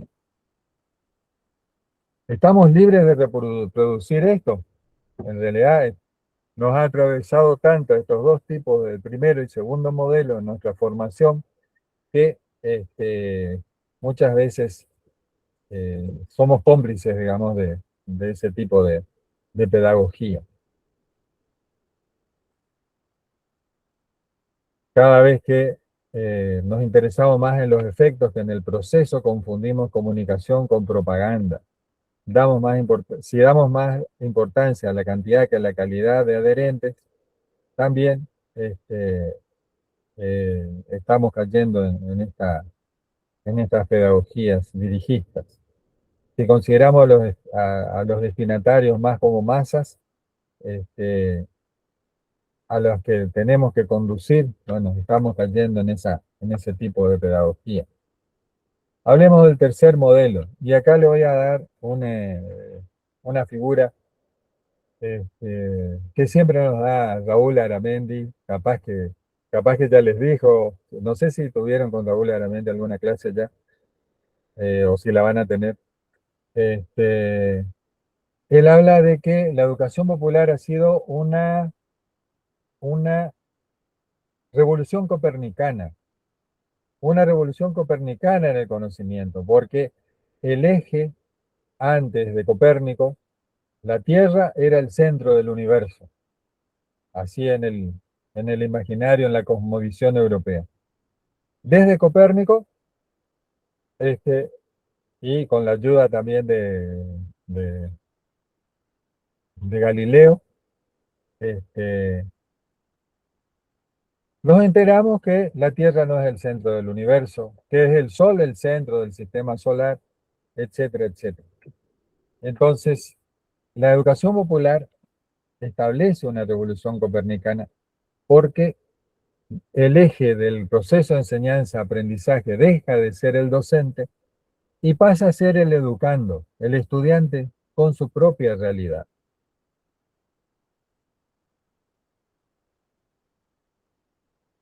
Simplemente acá hay diálogo, es diálogo entre iguales, digamos.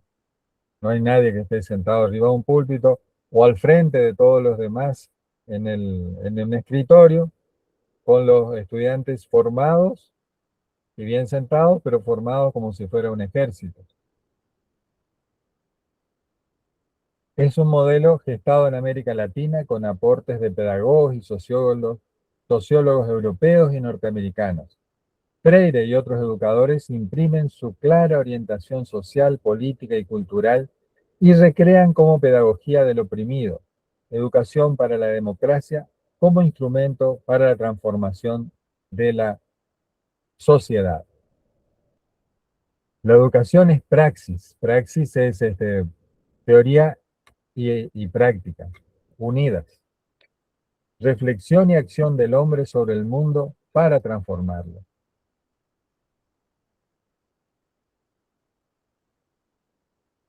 No más un educador del educando, no más un educando del educador, sino un educando o educador y un educador educando. Así nos transformamos nosotros. Los docentes enseñamos y aprendemos con los educandos. Los educandos aprenden y enseñan también con los otros educandos y con el docente.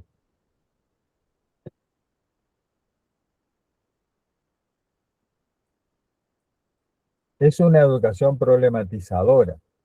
Busca desmitificar la realidad. No acepta la realidad tal cual es.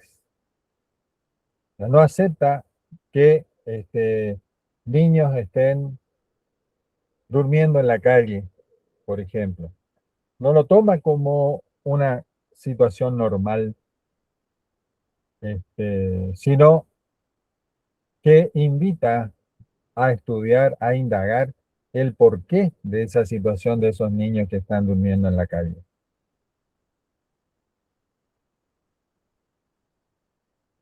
Avanzo rápido porque se nos están terminando la hora. Plantea un cambio de actitudes, no asociado a nuevas tecnologías ni al condicionamiento de conductas. El cambio consiste en el paso de una persona acrítica a una persona crítica. Se basa en la participación activa del sujeto en el proceso educativo. Se aprende de verdad de lo que se vive y de lo que se recrea. 59. Bueno, acá salteo unos cuantos que en realidad hay mucho. El error tampoco no es algo malo, no se sanciona el error, se lo toma como una etapa en el acercamiento a la verdad. El objetivo del primer modelo es el que el alumno, el educando, y insisto en educando, no nos gusta la palabra alumno, usamos sí a veces estudiante o educando, no alumno, porque alumno, uno de los significados posibles etimológicamente, es que un iluminado viene de alumnis y del latín, y es que alguien iluminado ilumina a que ese educando va a ser iluminado por la educación del docente. Entonces el iluminado es el docente, los que están oscuros son los estudiantes, y el docente le va a pasar toda la luz que tiene o parte de ella. En realidad este modelo plantea que no hay iluminados, sino que todos aprendemos y nos necesitamos mutuamente en ese proceso de enseñanza-aprendizaje. Esto voy a saltear, véanlo en el libro, acá hay detalles, pero ya hablé de estas cosas, sino que esto es una síntesis. El acto de comunicar, desde antaño coexisten dos formas. Diálogo, primero, acto de informar, de transmitir, de emitir, verbo comunicar. Es el que nos domina ese concepto de comunicar. Pero había otro diálogo, otro concepto, previo a ese. Diálogo, intercambio, relación de compartir, de hallarse en correspondencia, en reciprocidad. El verbo es comunicarse, no comunicar, comunicarse. Este es más antiguo. La palabra comunicación deriva de la raíz latina communis, poner algo en común con otro. La misma raíz de comunidad, la misma raíz de comunión. Expresa algo que se comparte.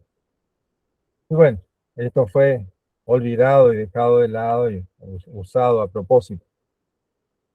Ya estamos terminando. Les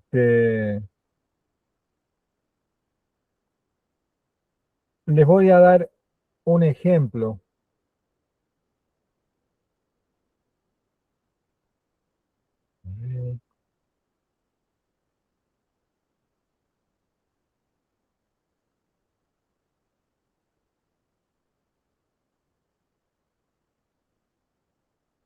Esta sería la figura, la imagen, el gráfico que denota la educación popular o también otras pedagogías críticas como el aprendizaje cooperativo y algunas otras. Emisor-receptor, emisor-receptor. Tanto el educando como el educador son emisores y receptores en el proceso de comunicación.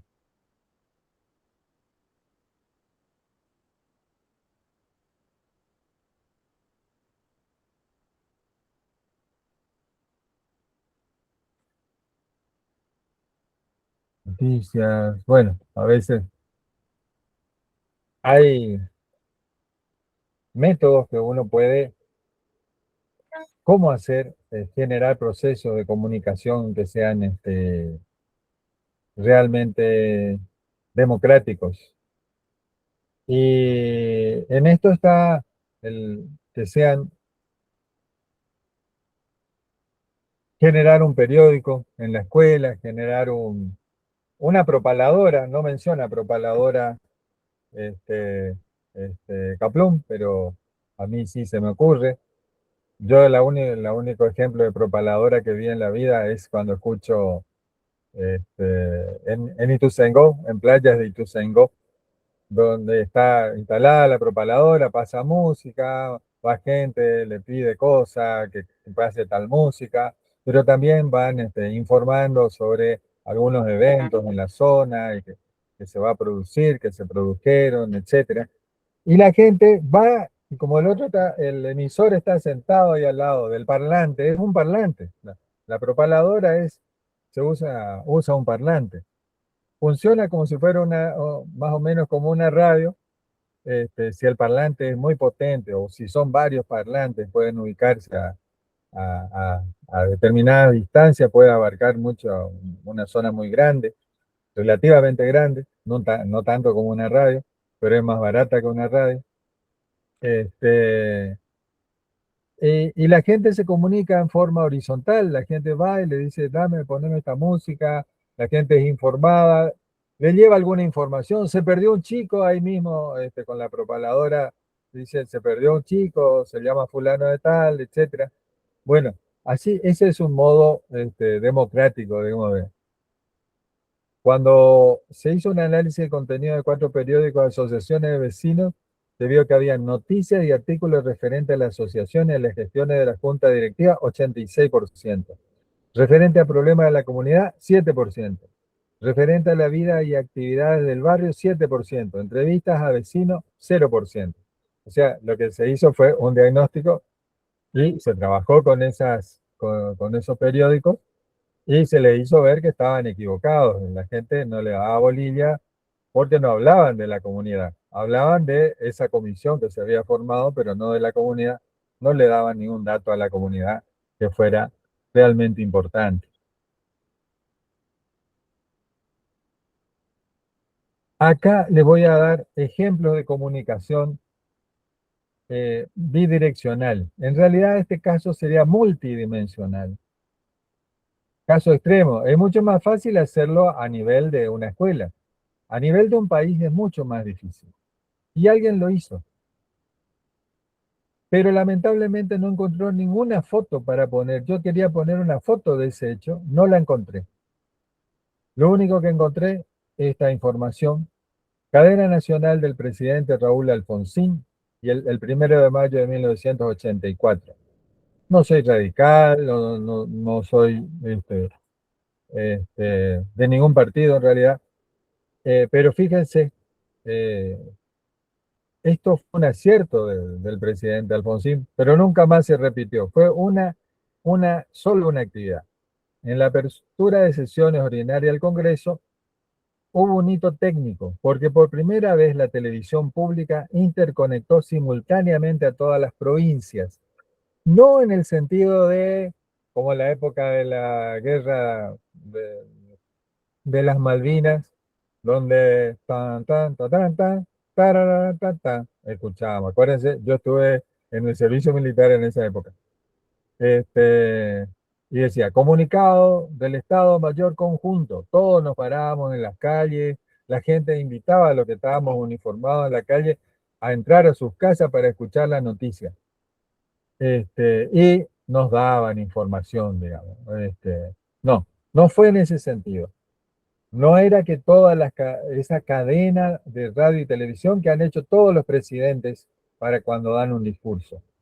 Esto fue una transmisión. La prueba de fuego consistió en que en lugar de una emisión centralizada, el sistema nacional operado por la entonces ATC, Argentina Televisora Color, funcionó de manera bidireccional, permitiendo que las emisoras del canal 12 de Posadas, del canal 12 de Córdoba, de no sé qué canal de Corrientes, de canal de Tierra del Fuego, todos transmitieran, todos tuvieron su momento para transmitir, iba rotando, en un determinado momento toda la pantalla se veían 4 o 5 canales del distinto país, todos transmitiendo. Después del discurso fue esto, no fue durante el discurso. Funcionó de manera bidireccional, permitiendo que las emisoras y los equipos técnicos de las distintas provincias emitieran y recibieran la señal en tiempo real para todo el país. Esta red de estaciones conformaría más tarde la base de lo que luego se llamó, no me acuerdo cómo, a ver, acá si alcanzo a ver, sí, la Red de Televisión Federal. Para mí, a mí me encantó eso y después nunca más lo vi. Nunca más sucedió, ni siquiera en el gobierno de Alfonsín, que todas las provincias pudieran ser receptoras y emisoras a la vez. Y qué bueno sería que los canales de cada provincia, Canal 12, digamos, estatal, hiciera algo así con todo el interior de la provincia. Y el otro ejemplo, y es lo último, con esto terminamos, es lo actual. Actualmente a veces logramos una óptima comunicación multidireccional y en asambleas por Zoom o por Meet, en la medida que todos tratemos de participar. Hoy tratamos que fuera así la clase, no lo logramos del todo.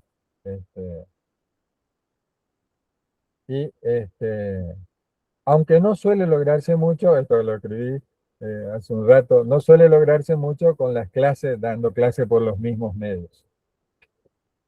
Pero en las asambleas, donde todos tienen posibilidad de participar, y en la medida que todos participen, o que un 95% levante la mano y participe, estaríamos en un ejemplo y sería lo que aspiramos en este momento con los nuevos medios de comunicación, lograr reuniones y momentos pedagógicos donde se construye entre todos. ¿Alguna pregunta, algún comentario? Acá con esto terminamos.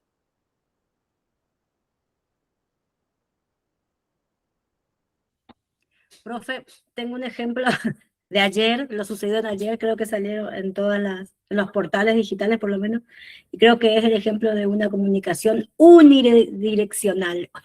Bueno. Sucedió, me parece, en la provincia de Córdoba, ¿no? En esta forma en esto de comunicar, ¿no?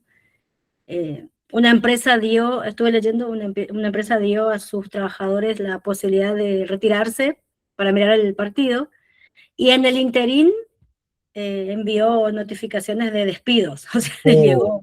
Qué cosa terrible. Creo que fue una noticia viralizada, Entonces pensaba en eso, ¿no? La Yo manera de, no me enteré de eso. Qué bárbaro. las maneras de comunicar y de informar, ¿no? Ciertas, Claro, es información, no es comunicación, porque no hay, no hay un feedback. claro, no hubo una retroalimentación, los trabajadores no tuvieron la posibilidad de decir, no quiero sentirme despedido por mirar el partido. Ahí no hubo una retroalimentación del receptor, pero el emisor, creo que encaró con dureza, ¿no? La manera de transmitir el mensaje. Sí, sí, así es. ¿Algún otro comentario?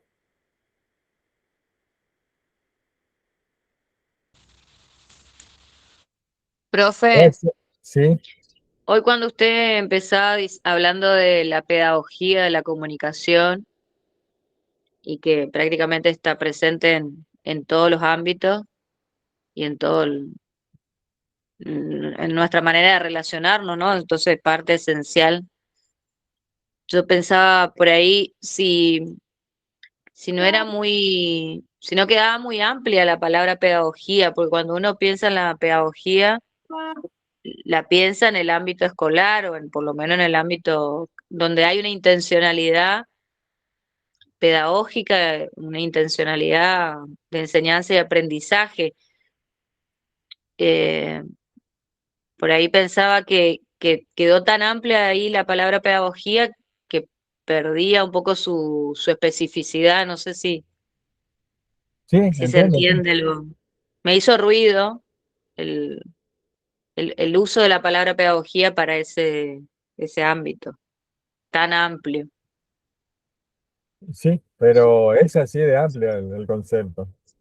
Este, por lo menos por los teóricos, digamos, de la educación popular y de la comunicación popular, este, porque en realidad hay pedagogía en todos esos ámbitos.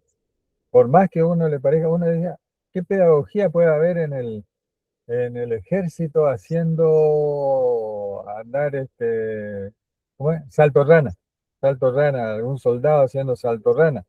Hay una frase en el ejército que dice, lo que no entra por la cabeza entra por los pies.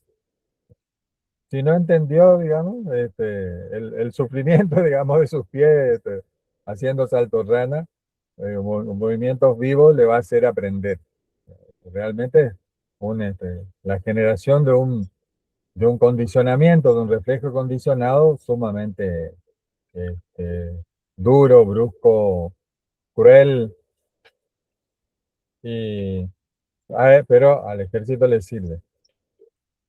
Pero hay Y, pedagogía en todo. y otra cosita cuando usted hablaba de participación, ¿no? Eh, María Teresa Sirven analiza justamente la participación social y, y esto que usted decía, la pseudo participación o una participación ficticia, porque en realidad hay participación cuando hay posibilidad de influir en la toma de decisiones. Hay Claro, participación cuando exactamente. hay poder, si Sí, no, no es participación. Si yo en una exactamente. asamblea, yo puedo hablar, la asamblea puede ser creerse súper democrática porque todos hablan, porque todos opinan, pero si realmente esa opinión no tiene el poder de influir en la toma de decisión final, tampoco es participación porque yo pueda hablar, porque yo pueda votar, porque yo pueda opinar.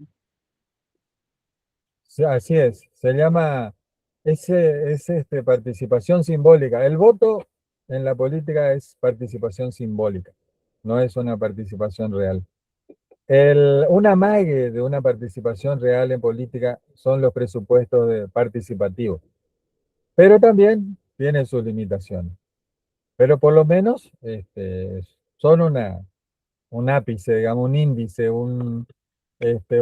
marcan una pequeña intencionalidad. Cuando me enteré que en Posadas el presupuesto participativo para toda la comunidad posadeña solo involucra el 1,5%, o sea, la disposición de solo el 1,5% del presupuesto provincial.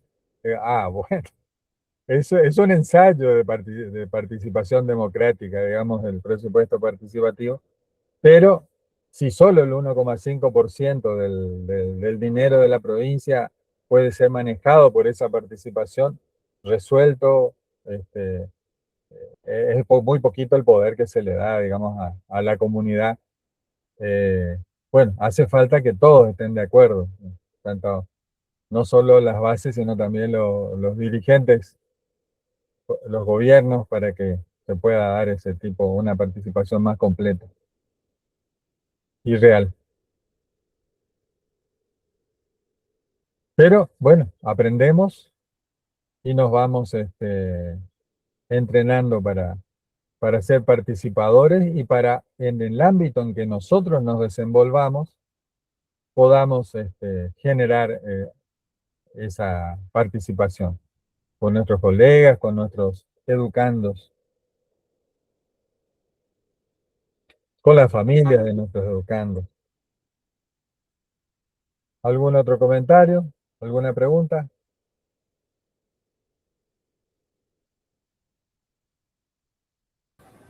Profe, ¿qué papel le vamos a dar al silencio en la comunicación?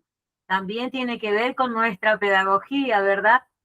Sí, hay una, no tengo tiempo, Silencio. no tengo tiempo. Pablo Freire solía aplicar una técnica de educación popular, una técnica participativa, donde empezaba con 20 minutos callados. En otro momento le voy a contar cómo. Y comparta, porfis. Gracias, gracias, profe. Bueno, por nada.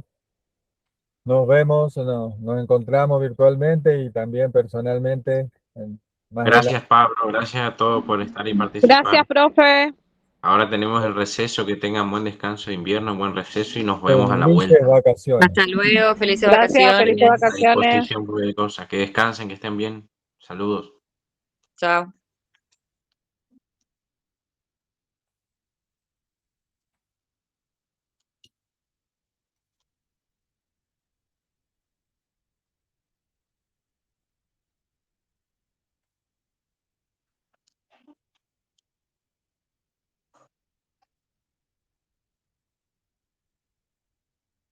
Hay algunos, esos que no se van solo estaban durmiendo ahí o se fueron a pasear.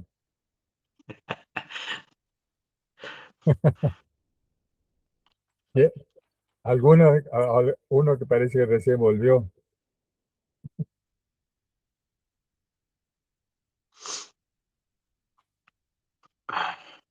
Acá estamos, todavía quedan algunos. Bueno, bueno, no hubo muchos estudiantes, pero me parece que salió bastante bien. Sí, de igual manera, después va a haber más clases virtuales y en la presencial también va a tener la oportunidad de estar ahí, va a ser en Posada, así que bueno, vamos a apostar allí a eso. Bueno, listo. Que tengan unas felices vacaciones también. Gracias, Pablo, Eh, igualmente. nos encontramos Nos después del estamos receso, encontrando. quizá. Así es. Cuídate, gracias. Por nada, nos vemos. Gracias a vos.